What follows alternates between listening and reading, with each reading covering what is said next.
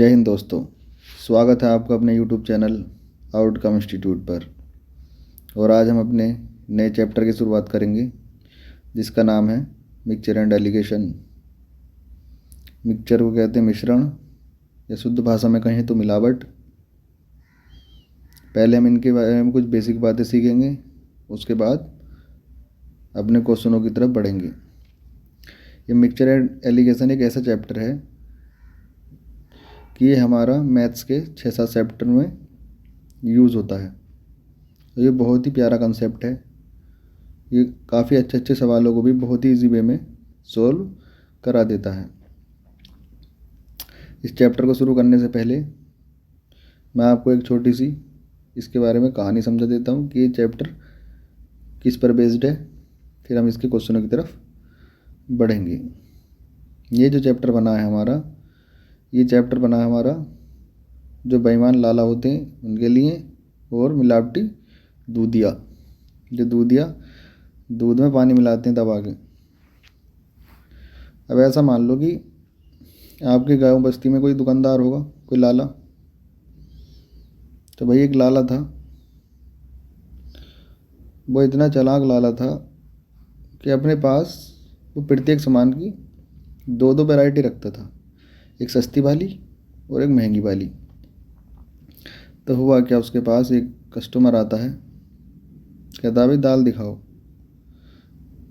तो उसने दाल दिखाई, बोला क्या रेट दिए? बोला साहब 50 रुपये दिए। क्या यार ये सही नहीं है, दूसरी दिखाओ। तो उसने भाई दूसरी दिखाई लाला ने।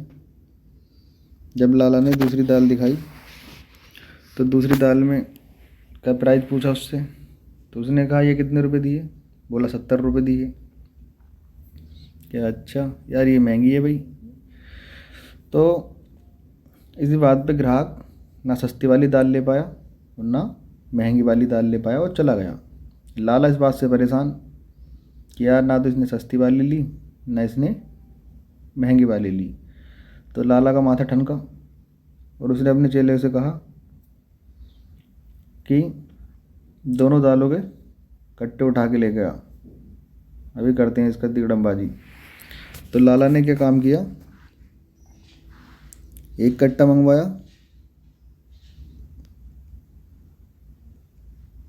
50 रुपये केजी वाली दाल का, और एक कट्टा मंगवाया उसने 70 रुपये केजी वाली दाल का। और चेले से बोला कि 1 किलो दाल इसमें से निकाल और 1 किलो दाल 70 वाली में से निकाल। तो उसने निकाली 1 किलो दाल इसमें से और 1 किलो दाल इसमें से। तो 1 किलो कितनी निकाली? 50 वाली और 1 किलो 70 वाली। अब उसने कहा कि इन दोनों दालों को मिला लो।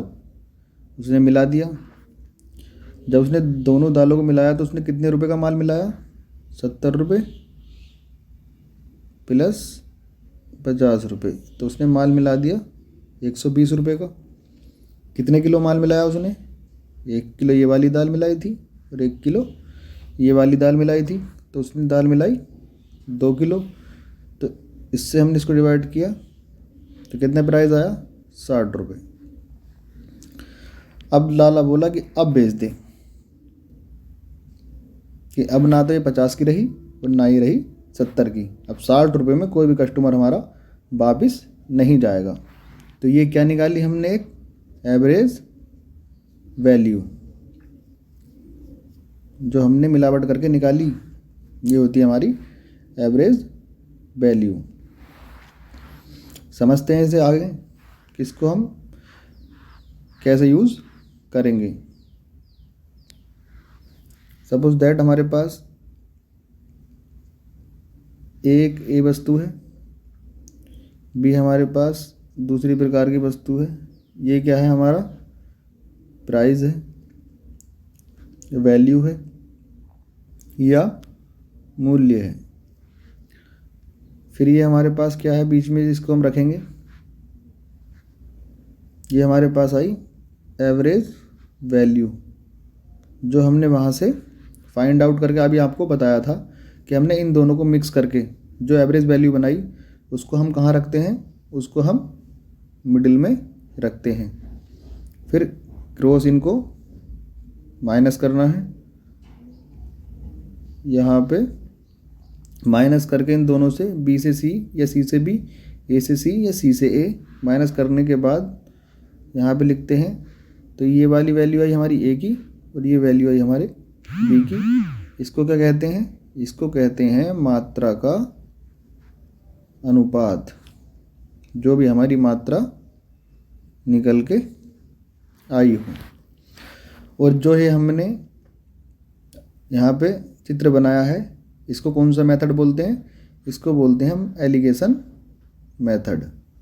और मिक्सचर क्या है हमारा, मिक्सचर है हमारा चैप्टर का नाम, और एलिगेशन है मेथड। हमें एलिगेशन जब भी लगाना है वो इसी तरीके से लगाना है, पहली वस्तु, दूसरी वस्तु और बीच में दी गई वस्तु जो एवरेज निकालते हैं हम, इसको हम एवरेज वैल्यू बोलते हैं। उसके बाद बी सी से माइनस कर लो या सी बी से माइनस कर लो, ए सी से माइनस कर लो या सी ए से माइनस कर लो।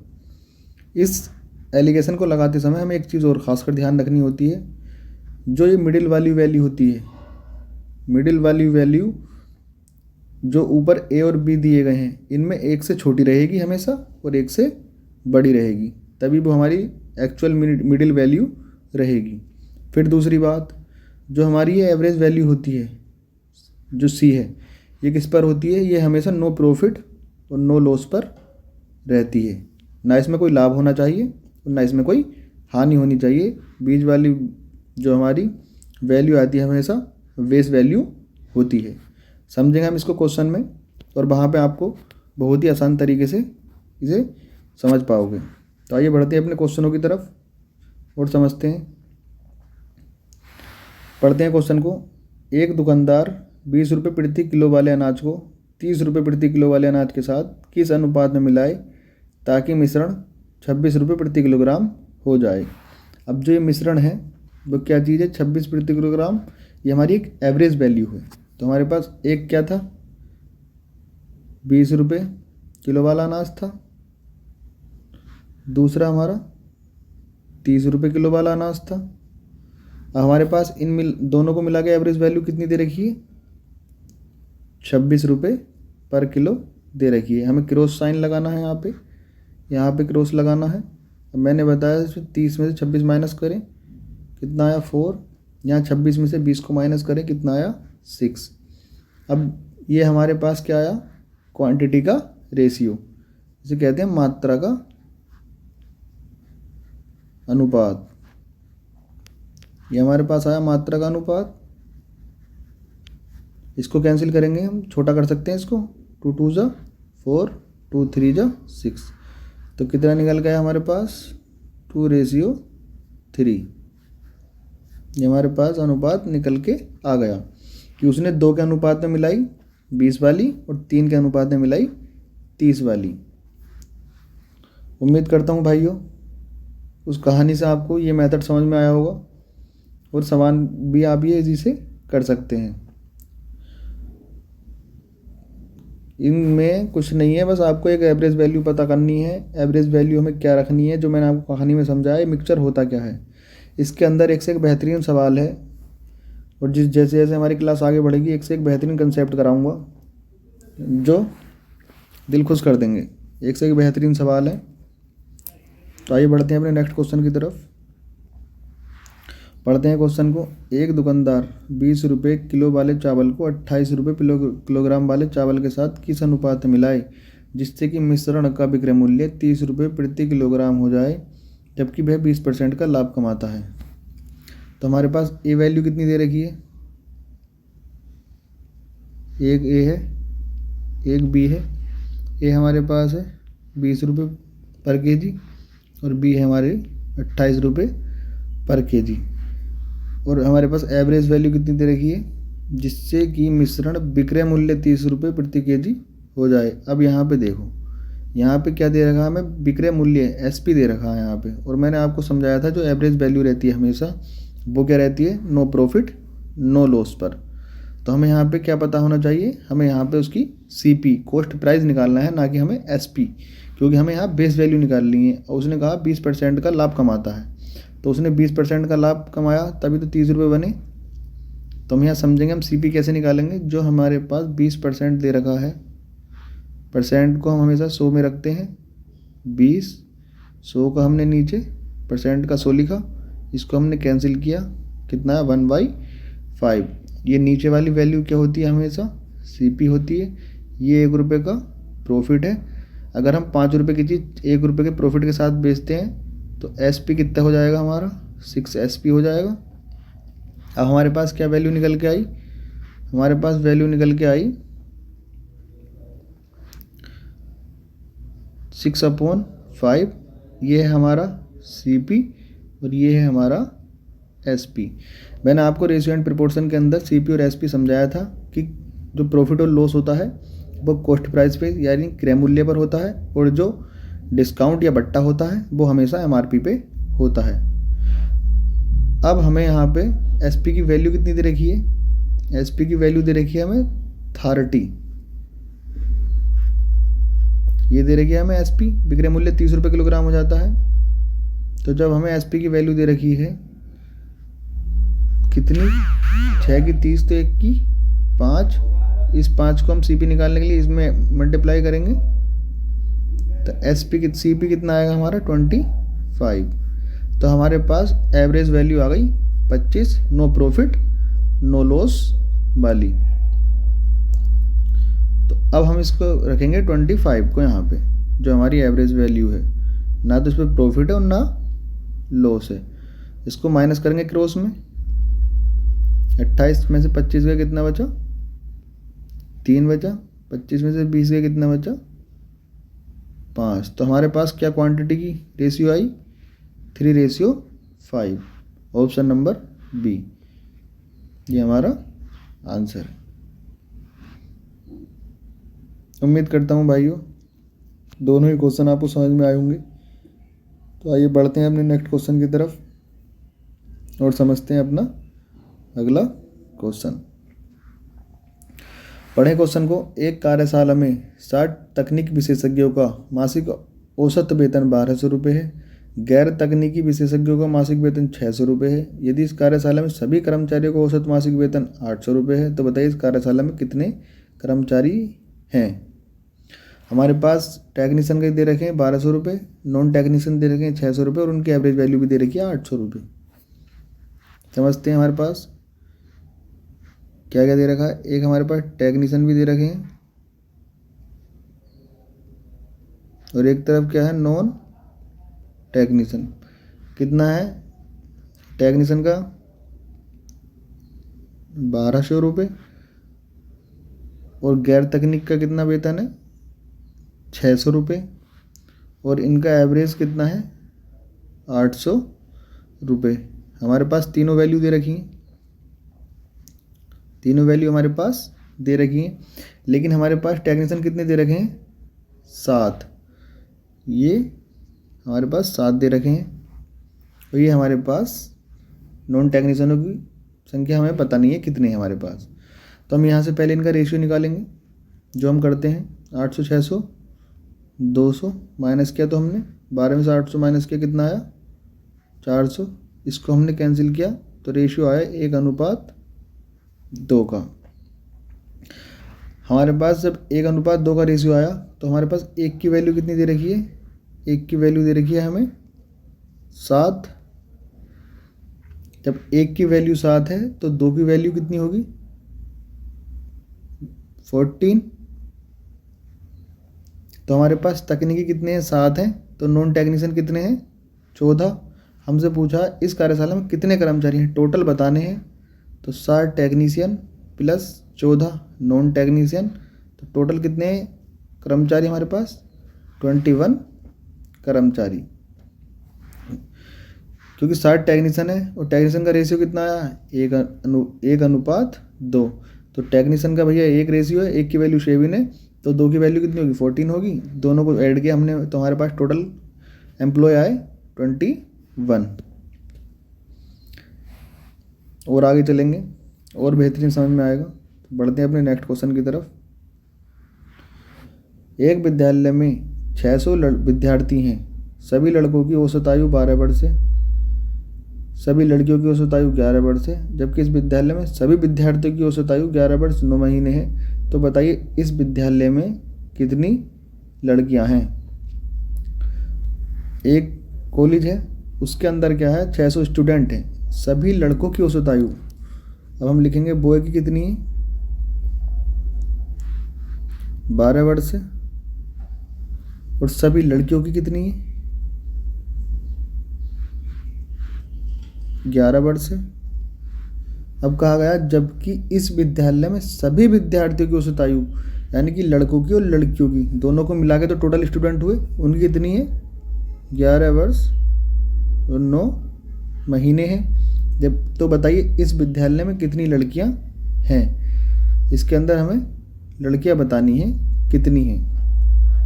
तो यहाँ से हम निकालेंगे इनका रेशियो, इनकी मात्रा का, कि किस किस रेशियो में इनका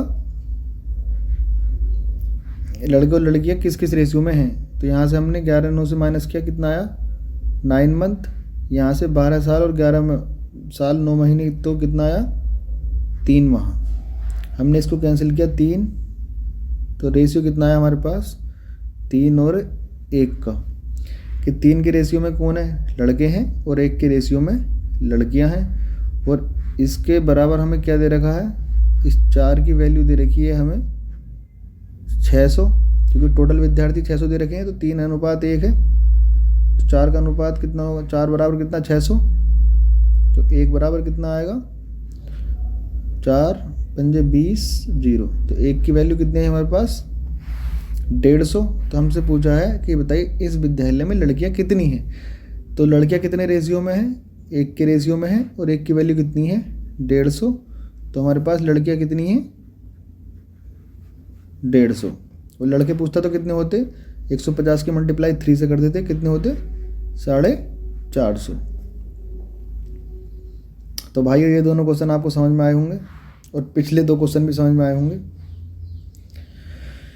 ये चैप्टर हमारा बहुत ही ज़्यादा मस्त है और इम्पोर्टेंट भी है। अगर भाइयों हमारी वीडियो आपको पसंद आए तो प्लीज़ लाइक करें, सब्सक्राइब करें और शेयर करें, और कमेंट में बताएं कि इसमें क्या कमी है जिसे मैं आपको नहीं समझा पा रहा हूँ। अगर समझाने में कोई कमी है तो मुझे आप ज़रूर बताएं, या कोई और क्वेश्चन की समस्या है तो आप मुझे कमेंट में बता सकते हैं। मैं उस पर आपको एक छोटी सी वीडियो बना के दे दूँगा, जिससे कि आपकी प्रॉब्लम सॉल्व हो जाए। तो आइए बढ़ते हैं अपने नेक्स्ट क्वेश्चन की तरफ और देखते हैं अपना न्यू कंसेप्ट। ये आ गया हमारा कुत्ते बिल्ली वाला क्वेश्चन। इसके अंदर क्या है 10 पालतू जानवर हैं, जिसमें कुछ कुत्ते हैं और कुछ बिल्लियां हैं। प्रत्येक कुत्ता 6 बिस्किट खाता है तथा प्रत्येक बिल्ली 5 बिस्किट खाती है। बिस्किटों की कुल संख्या 56 है, तो कुत्तों की संख्या ज्ञात कीजिए। अब 10 पालतू जानवरों में कुछ कुत्ते कुछ बिल्लियां हैं, तो इस कुत्ते बिल्ली को हम देखना कितने आसानी तरीके से सोल्व करेंगे कि आप सोच भी नहीं पाओगे कि ऐसे भी क्वेश्चन सोल्व हो सकता है। तो हमारे पास टोटल पेट एनिमल कितने हैं, हमारे पास टोटल हैं 10 जानवर हैं हमारे पास, 10 लिख लिया। 2 एरो लगाए हमने यहाँ पे। प्रत्येक कुत्ता 6 बिस्किट खाता है, प्रत्येक बिल्ली 5 बिस्किट खाती है। तो एक तरफ लिखा हमने कैट और एक तरफ लिखा हमने डॉग। बिल्ली कितने खाती है 5 बिस्किट खाती है, कुत्ता हमारे 6 बिस्किट खाता है। अब एक चीज़ बताओ आप लोग कि इस 6 को हम लिख सकते हैं 5 + 1 लिख सकते हैं, तब भी तो 6 हो रहा है। और हमेशा हम किस कंडीशन में इसको तोड़ेंगे, जो इधर वाली वैल्यू दे रखी हो। तो हमने देखा इधर 5 है, तो हमने 5 + 1 कर लिया, तब भी हमारे पास 6 ही बना। तो 5 बिस्कुट बिल्ली भी खाती है और 5 बिस्कुट कुत्ते भी खाता है। जब 5-5 दोनों खाते हैं तो 10 जानवर हमारे पास, तो 5 दोनों खाते हैं, तो टोटल कितने बिस्कुट खा जाते हैं 50 बिस्कुट खा जाते हैं। जब 50 बिस्कुट खा जाते हैं, हमारे पास टोटल बिस्कुट कितने हैं टोटल बिस्कुट हमारे पास 56, 50 खा गए तो बचे कितने? 6। जब हमारे पास 6 बिस्कुट बचे और इधर हमारे पास एक बिस्कुट ये बचा, तो हम इस एक को, 1 से 6 को डिवाइड करेंगे तो कितने? 6। तो इन 6 बिस्कुटों को कौन खाएगा? 6 डॉग। तो हमसे क्या पूछा था? कुत्तों की संख्या। तो इन 6 बिस्कुटों को कौन, कितने कुत्ते खाएंगे? इन 6 बिस्कुटों को 6 कुत्ते खाएंगे। तो कुत्तों की संख्या हमारे पास 6 है। अब आप देख लो, 6 कुत्ते हैं, 6 बिस्कुट खाते हैं, 36 कुत्ते खा जाते हैं। और जब 6 कुत्ते हैं तो बिल्लियाँ कितनी हैं? 4 बिल्लियाँ हैं। प्रत्येक बिल्ली 5 बिस्कुट खाती है। 4 के हम 5 से मल्टीप्लाई करेंगे, 4 पंजे 20, तो 20 बिस्कुट बिल्लियाँ खाती हैं और 36 बिस्कुट कुत्ते खाते हैं। इसके अंदर हमें क्या करना है? सबसे पहले जो जानवर दे रखे हैं उनको लिख लो, फिर एरो लगाओ, फिर एक तरफ कुत्ता, एक तरफ बिल्ली, फिर कितने कितने बिस्कुट खाए? 5 इन्होंने खाए और 6 कुत्ते ने खाए। जो सबसे छोटी वाली वैल्यू होती है दोनों में, बड़ी वाली वैल्यू को उसके डिजिट से ही जोड़ते हैं। जैसे हमने यहाँ पे 6 को 5 + 1 किया, फिर हमने यहाँ से देखा कि 10 जानवर दोनों 5-5 खाते हैं तो 50 खा गए, टोटल 56 थे। 56 में से 50 माइनस किया, हमारे पास 6 बिस्किट बचे, जिसको 6 बिस्किट हैं, एक खाता है तो 6 कुत्ते खाएंगे 6 बिस्कुट को। तो हमारे पास कुत्तों की संख्या कितनी आई? 6। टोटल 10 जानवर थे। अगर 6 कुत्ते हैं तो बिल्लियाँ कितनी हैं? बिल्लियाँ 4 हैं। इसी तरीके के आगे क्वेश्चन है, जिससे कि आप इस टाइप को और आसानी से समझ पाओगे और क्लियर हो जाएगा आपका। तो आइए बढ़ते हैं अपने नेक्स्ट क्वेश्चन की तरफ। देखें, एक चिड़ियाघर में कुछ खरगोश तथा कुछ कबूतर हैं। यदि इनके सिरों की संख्या 200 है तथा इनके पैरों की संख्या 580 है, तो बताएं चिड़ियाघर में कितने कबूतर तथा कितने खरगोश हैं। तो आप लोग एक ये बात बताइए कि सर, चाहे कुछ खरगोश हो चाहे कबूतर हो, सिर कितने कितने होते हैं सबके? सिर तो सबका एक ही रहता है, लेकिन पैर खरगोश के 4 होते हैं और कबूतर के 2 होते हैं। और हमें इन टोटल पैरों की संख्या 580 दे रखी है। जैसे वहाँ पे पिछले क्वेश्चन में हमें टोटल जानवर दे रखे थे 10, यहाँ पे सिरों की संख्या से हमें जानवर बता रखे हैं। तो हमारे पास सर कितने हैं? टोटल 200 सर हैं। हमारे पास क्या है? कबूतर है और क्या है? खरगोश है। अब आप बताओ, कबूतरों के पैर कितने होते हैं? 2 पैर होते हैं। खरगोश के कितने होते हैं? 4 होते हैं। इस 4 को हम तोड़ सकते हैं 2 + 2 में। हमने तोड़ा तो यहाँ से 200 जानवर हैं, तो हमने 200 की मल्टीप्लाई 2 से की तो कितने पैर निकल गए हमारे पास? 400 पैर निकल के आए। जब 400 पैर हमारे निकल गए, टोटल पैर कितने थे हमारे पास? 580। 580 में से हमने 400 कैंसिल किया तो कितने पैर बचे हमारे पास? 180। और यहाँ हमारे पास किसके पैर बचे? 2 पैर खरगोश के, क्योंकि 2 हमने यहाँ से निकाल लिए, 2 हमारे पास खरगोश के पैर बचे थे। तो यहाँ हमने 2 से डिवाइड किया, 2 9 18, तो कितना आया? 90। तो हमारे पास खरगोश कितने हैं? खरगोश है हमारे पास 90।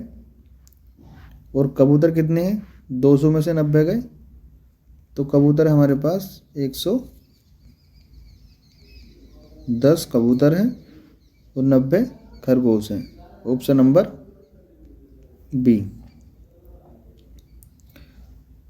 देखो दोस्तों, हमने कितने आसान तरीके से ये कुत्ते बिल्ली और पैर वाले सवाल भी सॉल्व किए। बढ़ेंगे अपने नेक्स्ट क्वेश्चन की तरफ, पर इस तरह का एक क्वेश्चन और देखेंगे जिससे ये हमारा बिल्कुल क्लियर हो जाएगा और हमें इन सवालों में फुल मज़ा आएगा। पढ़ते हैं क्वेश्चन। किसी चिड़ियाघर में बकरी एवं मुर्गी हैं। इनके सिरों की संख्या 40 है। यदि पैरों की गिनती करें तो 100 है, तो चिड़ियाघर में कितनी बकरी हैं? अब खुद सिरों की संख्या कितनी दे रखी है हमें? यहाँ पे सिरों की संख्या हमारे पास 40 है।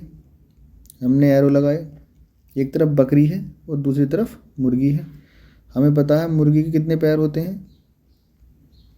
मुर्गी के पैर होते हैं 2 और बकरी के कितने होते हैं? बकरी के होते हैं 4। इसको हम लिख सकते हैं 2 + 2।